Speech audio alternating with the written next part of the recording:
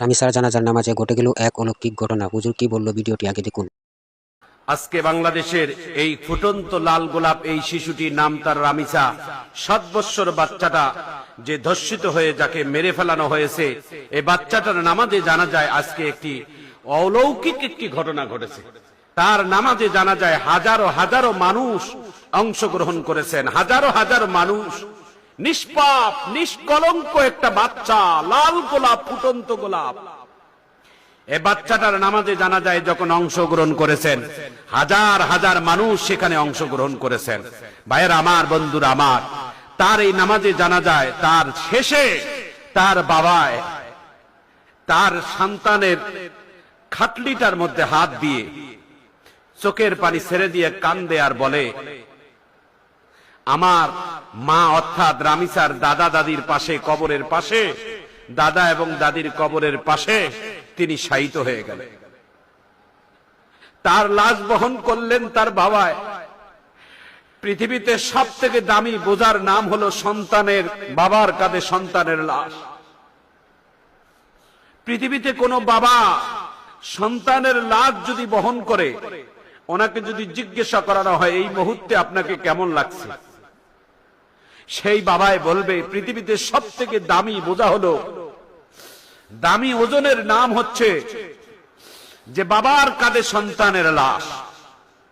আজকে এই 7 বছরের বাচ্চাটাকে, যেই বাচ্চাটাকে কোলে নিয়ে চুমু খাওয়ার কথা, যেই বাচ্চাটাকে একটা রাত বাবায় বুকে না নিয়ে ঘুমাইলে বাবায় ঘুমাইতে পারে না, যেই বাচ্চাটাকে একটি রাত মেয়ের সাথে না আনন্দ করলে, বিনোদন করলে, খুনসুটি না করলে মেয়ে ঘুমায় না, বাবা ঘুমায় না, সেই বাবাটায় আজকে এই রামিসার লাশকে কাঁধের মধ্যে নিয়ে যখন কবরে নিয়ে গেল, নিজের হাতে বাবায় তার সন্তানকে কবরের মধ্যে রাখার পরে তার বাবায় তিনি বলতেছে, আজ থেকে আমি কাকে নিয়ে বুকে ঘুমাবো, আজ থেকে আমি কাকে নিয়ে বুকে ঘুমাবো। প্রিয় ভাইয়েরা আমার, বন্ধুরা আমার, এই রামিসার বাবার এই আত্মনাদ আজকে গোটা বাংলাদেশ যেন ভারী করে তুলেছে।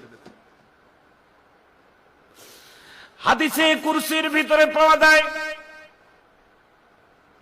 শৈশবকালে 10 বছর আগে, কোন কোন রেওয়াতে আছে 8 বছর, কোন কোন রেওয়াতে আছে 7 বছর, অর্থাৎ কোন কোন রেওয়াতে আছে 10 বছর আগে যদি বাচ্চারা মারা যায়, এই বাচ্চাগুলোর লাশ কবরের মধ্যে রাখার সঙ্গে সঙ্গে আল্লাহ তাআলা সপ্তম আসমানে জাতির পিতা ইব্রাহিমের কাছে আল্লাহ তাআলা পৌঁছায়া দেয়। কিয়ামতের ময়দানে, মুসিবতের দিনে আল্লাহ তাআলা সবার আগে বিনা হিসেবে জান্নাত দিবেন। 3 শ্রেণীর মানুষকে আল্লাহ তাআলা বিনা হিসেবে জান্নাত দিবেন। তার মধ্যে 1 নাম্বার হলো যারা শৈশবকালে মারা যায়, যারা গুনাহ না করে মারা যায়। এই শৈশবকালে শিশুদের মারা যাওয়ার আগের বাচ্চা, এই বাচ্চাগুলোকে আল্লাহ তাআলা বিনা হিসেবে জান্নাতের হুকুম দিয়ে দেয়। শহীদের পিতামাতা বিনা হিসেবে জান্নাতি, শহীদ আল্লাহ তাআলার কাছে বিনা হিসেবে জান্নাতি। ভাইয়েরা আমার, বন্ধুরা আমার, হাদিসে কুরসির ভিতরে পাওয়া যায় এই বাচ্চাগুলো জান্নাতে যাওয়ার আগে জান্নাতের গেটের দরজার সামনে দাঁড়িয়ে আল্লাহর কাছে ডাক দিয়ে বলবে, মাবুদ গো, ছোট্টবেলায় বাবা মাকে আদর পাই নাই, মমতা পাই নাই, বাবা মার ভালোবাসা তেমন পাই নাই। জান্নাতের এই ভিডিওটা সর্বোচ্চ পরিমাণ শেয়ার করে সবাইকে দেখার সুযোগ করে দিবেন।